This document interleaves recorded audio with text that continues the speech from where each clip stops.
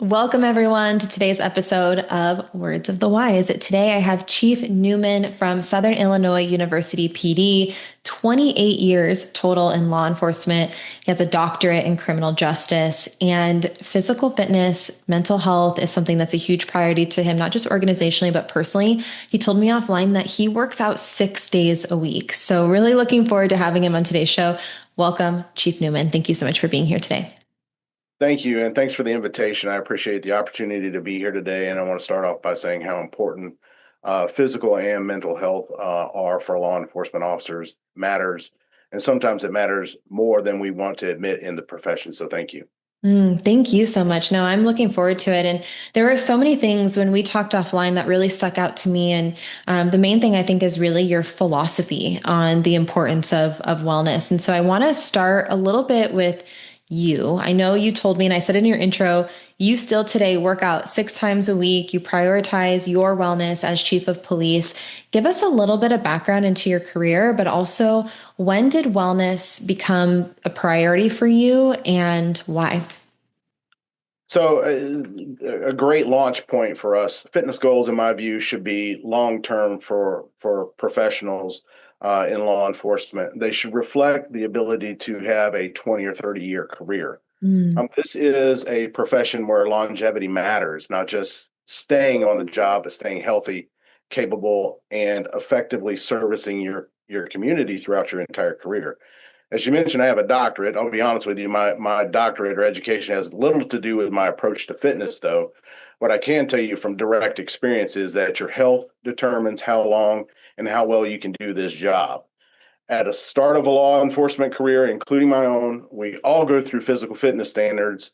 And in Illinois, the state that I represent, the Training and Standards Board governs or sets those requirements. But after the academy, those expectations often fade.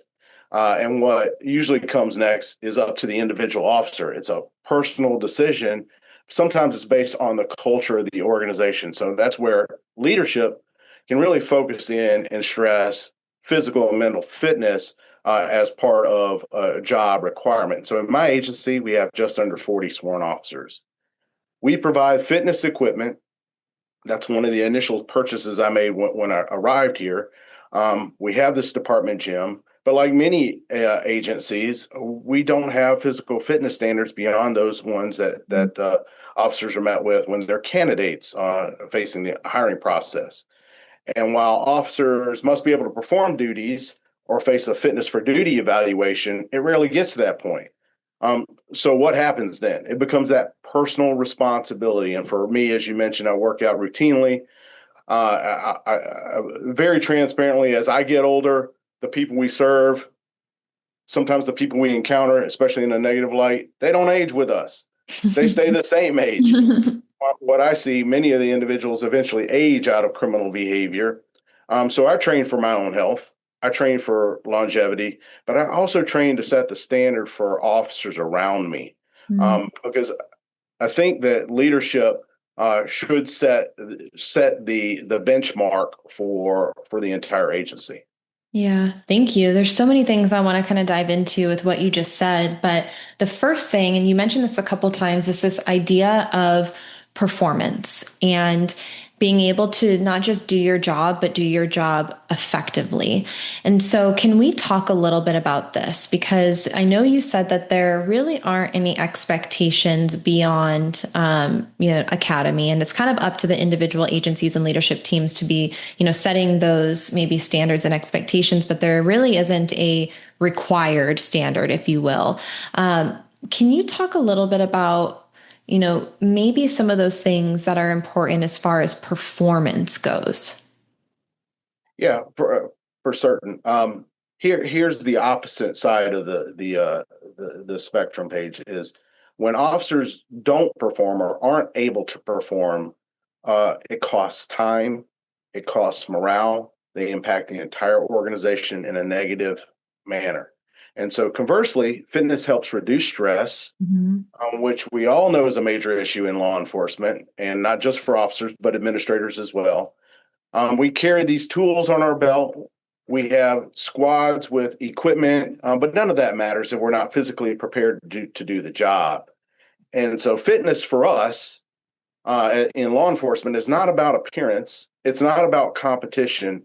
Fitness is about survival. Fitness Mm, is about making sound decisions and problem solving and having a clear head because you're not in a position physically where you can't have a clear head. Fitness is about longevity, as I previously mentioned, and the way I see it is we're tactical athletes. mhm, Whether we acknowledge it or not, maybe that's a bad term, but we operate under stress. We carry 20 pounds of gear on a regular occurrence. We work these odd hours, and we're expected to go from sitting in a car to sprinting at full speed in seconds, where 99% of the day might be normal activity and 1% be an adrenaline boost, where we lift, we drag, and we do all of it under stress. When physical conditioning is low, fatigue sets in faster, fine motor skills degrade, decision making suffers, risk of injury increases. And I would be remiss if I didn't mention that I think the number one killer of cops is cardiovascular disease, and so staying in good aerobic shape is very important. And so as a leader, that should um, provide a benchmark for an organization. It shouldn't be optional, right? It's essential. yeah. And so when research comes out and researchers say that officer wellness is important, you can visibly look at a department that strength that focuses in on officer wellness, and that department has peak performance. Officers are representing their community. They're resilient. They have longevity in their position. Fitness is not cosmetic. Again, it is operational for departments. And so you mentioned my training and how I train and setting the example for the agency is I do think there's a reason to train what I would say is the right way. We don't need to train like bodybuilders and we need to focus in on that functional strength component, grip Mhm. strength, core strength means cardiovascular conditioning. I mentioned sprinting. And so that's not just jogging, and it's building that internal capacity for responding to a real world encounter. Mobility, durability. In fact, many of our injuries in law enforcement come because of poor mobility and imbalance. And so the other aspect behind it is we can't ignore recovery, right? And so then sleep and hydration, nutrition matter. Stress makes everything worse. And so if an officer has to work shifts, where they get off at 7 o'clock in the morning and on routine and work through weekends and miss family events, they're already under a certain amount of stress. And then you add in poor physical conditioning, it makes everything dramatically worse. Yeah, I agree with the statement that you guys are professional tactical athletes. I actually talk about this a lot. I think it's a really, really good comparison. And you guys are, you're paid to go out on the field and tackle bad guys, right? Except for you guys, the stakes are a lot higher, which means it's even more important for you guys to be able to make decisions under pressure, to physically be able to do the functions of your career. And I dive into this a lot because I've done a lot of research on this, and I take two, and we can take more than two, but I take two athletes. Look at Tom Brady and look at LeBron. I don't care what you think about these people, like on a personal level, if you like them or not. They're one of the greatest of all times in their particular sports, right? They're also two of the oldest of all time, right? And I know the LeBron, everyone's going to argue the Michael Jackson, LeBron, like, but let's just, for example, right? Let's take a look at them. So they not only had longevity in the career because they were able to make it longer than most athletes, but they also still had quality of life and they still had game left in them at the end of it, right? LeBron spends $5 million a year on his own personal wellness. That's how seriously he took his wellness. And if you take a look at the things that they do everything you just mentioned.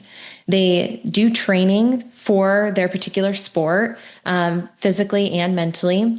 They have trainers that help them to make better decisions under pressure.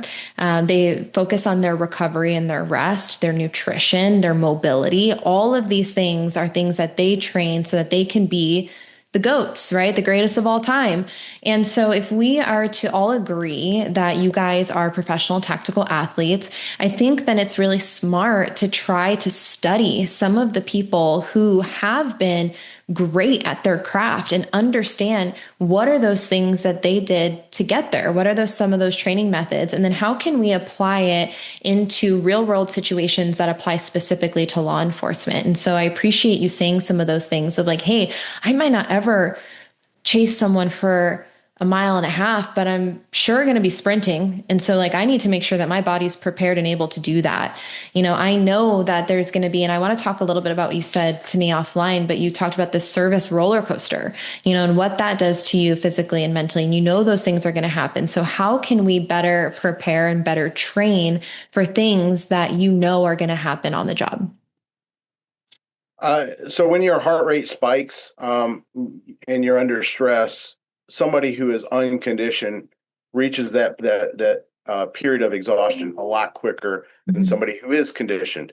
And so it's extremely important for a police officer to go through this conditioning process ongoing. I've trained for years physically to not only improve my physical conditioning, but to ensure my judgment remains as pristine as possible when I'm under stress. And so physical conditioning allows us to tolerate that level of stress. So in high risk situations, that conditioning helps create mental clarity. Mhm.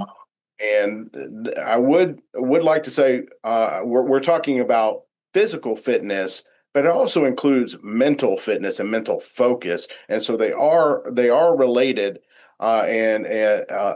In law enforcement, often it is a personal issue to address your physical fitness because of the lack of fitness requirements after your hire date.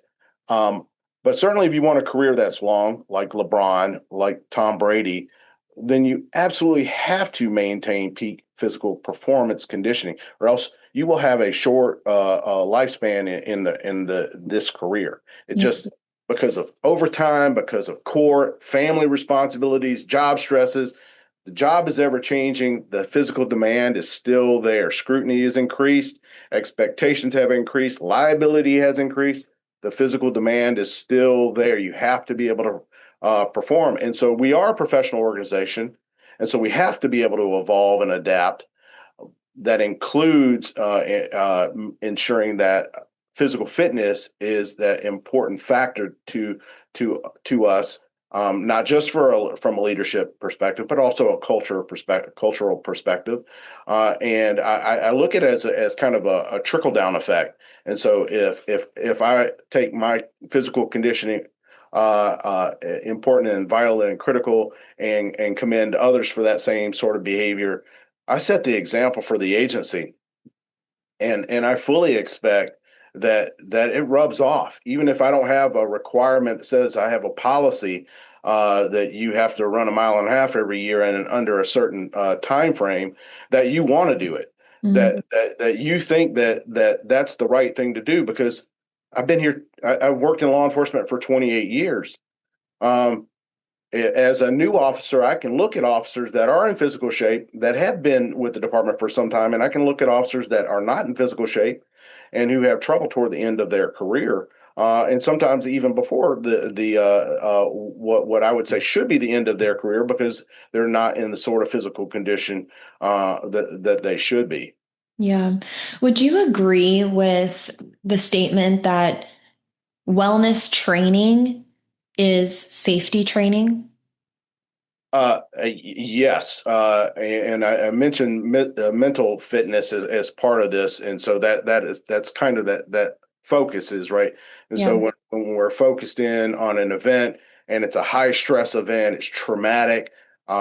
Situations are often unpredictable. An officer can be placed in a situation where they have to respond quickly, and there's not a time for often not time to go back and change the decision. The decision is the decision, and so maintaining that mental health allows officers to make these critical decisions ethically, quickly, and to communicate effectively, all under pressure.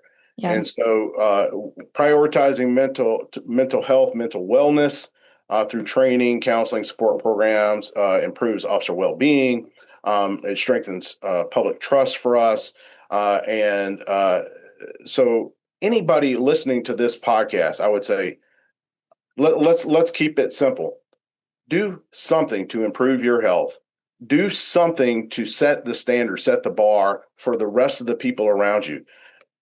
Your agency expects it, of course, because they want you to be there for a career, but so does your family, and so does your community. Uh, Train, develop a schedule. It doesn't have to look like mine, but certainly you should be prepared to do the job that you signed up for. I submitted to an oath of office, and included in that oath was to uphold the Constitution and all the laws in the state. I can't do that in the event that I'm out of shape mentally, physically, either or both. Yeah. No, thank you for that. And, I'm curious because I agree. I agree that if we can take a look and we can say, hey, in order for you to make these effective decisions under pressure, in order for you to remain injury free, out on the streets, these are things that are going to keep you safe. This is directly related to safety. And if we can have these conversations and you can set the example as leadership within the organization, the hope is that people will follow that and they will want to take care of themselves. But I think the reality we're seeing is that there's still some people who aren't. And my question for you is how do you get in front of the people, or how do you address the people who maybe aren't being influenced by the example that's being set? How do we, I guess maybe in a simple question, like how do we get people to care about themselves enough to take action? Sometimes it's very difficult Mm. for leaders. It starts with us. It starts with the top of the organization. You model fitness from the top of the organization. Provide access to a fitness equipment, but also establish that fitness culture.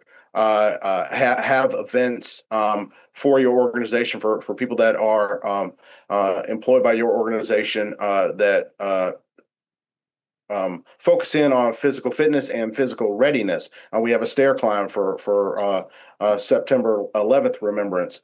There have been many police officer candidates that I've actually trained with to try to get them up to speed to pass our physical fitness testing, and so it starts even before the first day where an officer attends the academy, or their first day out on the street after they've been sworn in. And so they learn directly from me on my workout routine, but also the expectation of the agency, the expectation of the Training and Standards Board for physical fitness standards. So my hope is that based on me setting the example, that many of the individuals within the agency find that as the culture. And then from direct experience, I have lots of folks that work with me for Southern Illinois that do see that, and perhaps didn't see that prior to my arrival here. But I do think that physical fitness is important.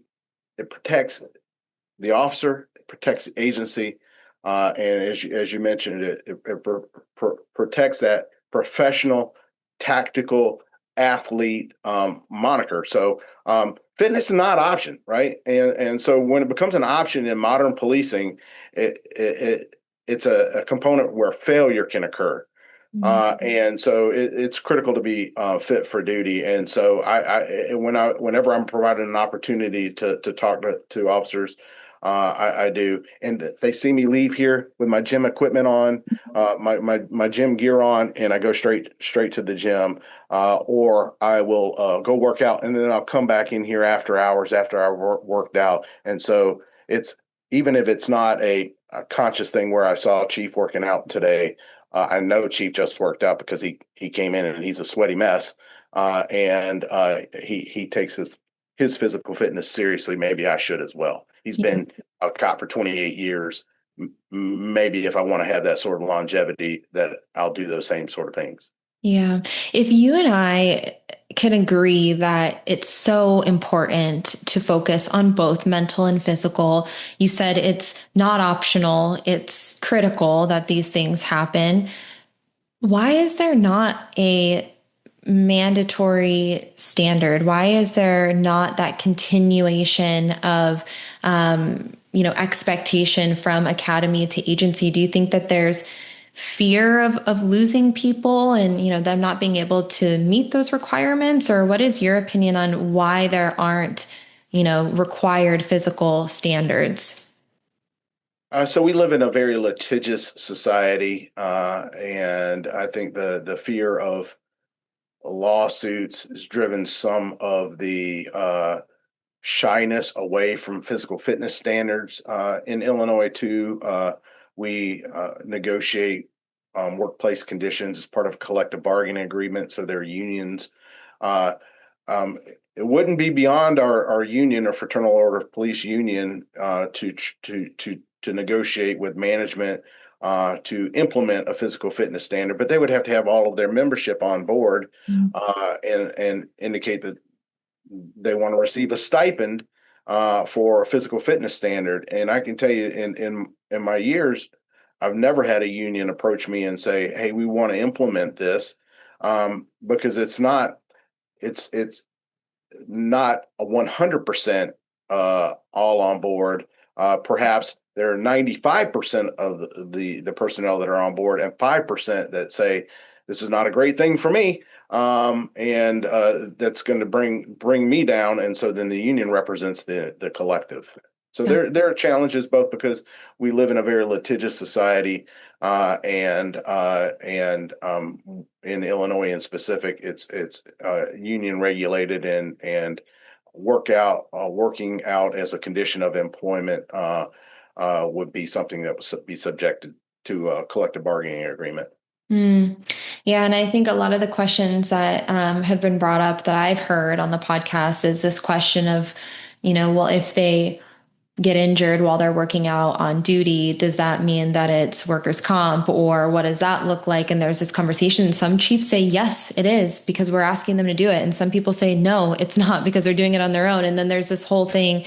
A lot of the conversations I have too is this fear of losing people who maybe haven't been taking care of themselves. And so the question is like, well, how do we ramp people up for success so we don't lose good people who've been here a really long time, who maybe haven't been up to standard? How do we get them there? Because retention and recruitment are really challenging right now. So I think it's a really dynamic conversation that a lot of people are having. And I think a lot of people who I talk to agree that they think that there should be some sort of mandated standard, but then some people are really against the word mandated. Some people really are hoping for voluntary. So I think it's a dynamic conversation. I think there's a lot of different nuances and different ways to look at it. So thank you for sharing your experience and opinion on that. Yeah, and let me expand on one particular aspect. So when we moved into this newer facility in 2015, part of that remodel process was to acquire gym equipment, and so we have our own gym within the space. And we went through significant conversations with our legal counsel, legal representation about those things that you mentioned. What happens in the event that an officer is injured while working out?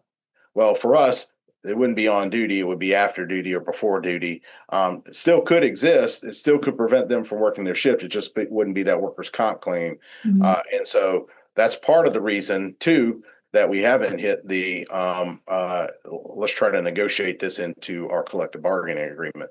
Yeah. Yeah.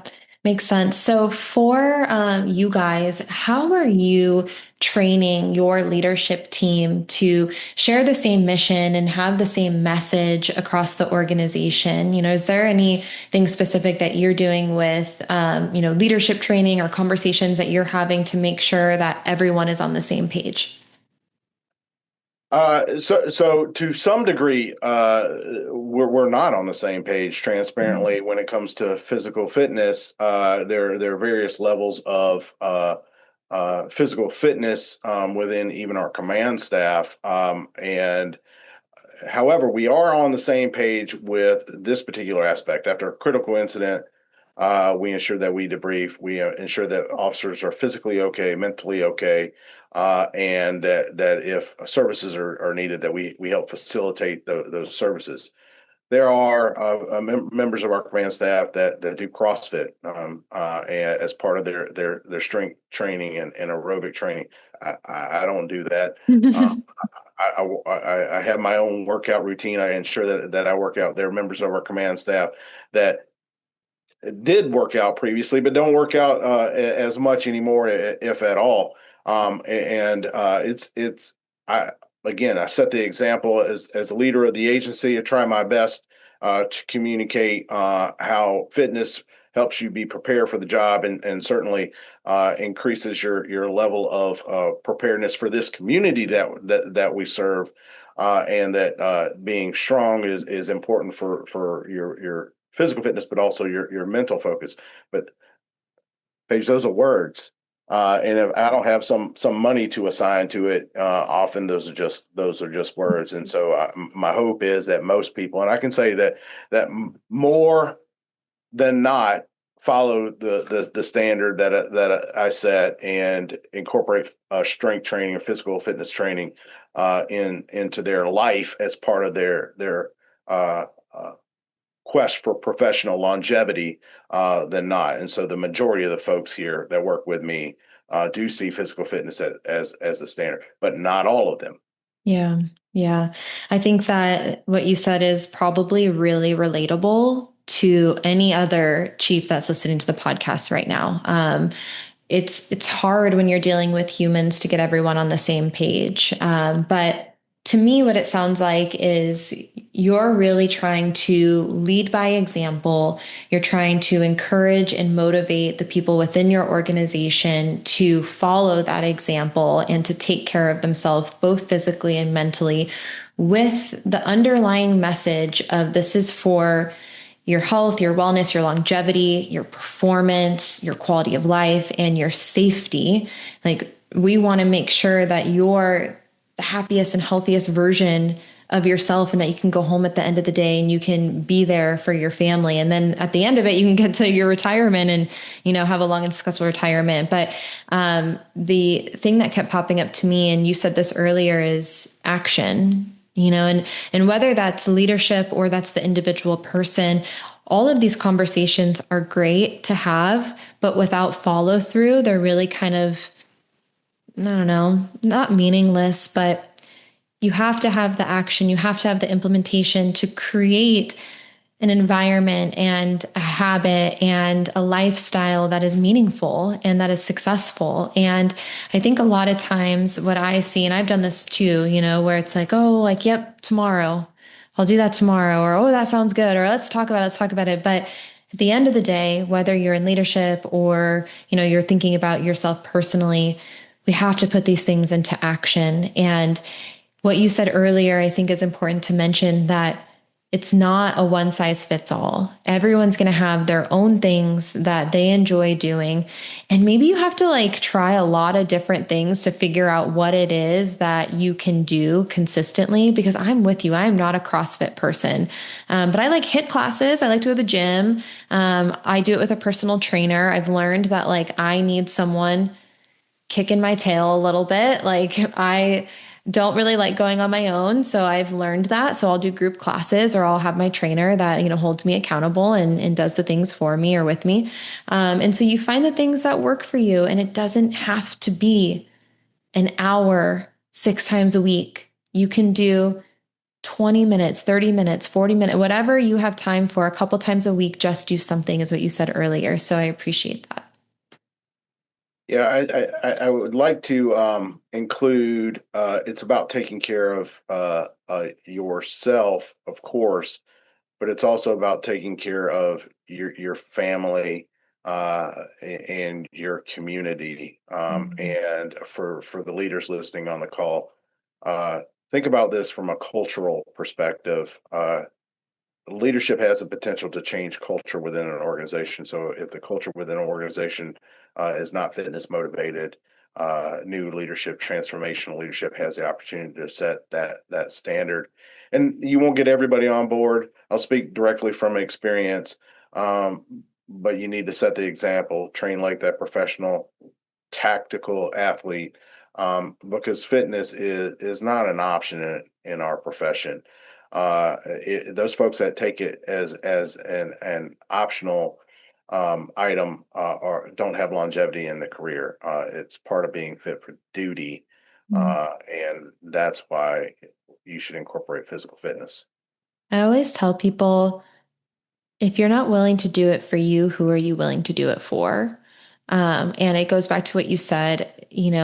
A lot of us are really good at taking care of other people and not taking care of ourselves. And so we kind of push ourselves to the side.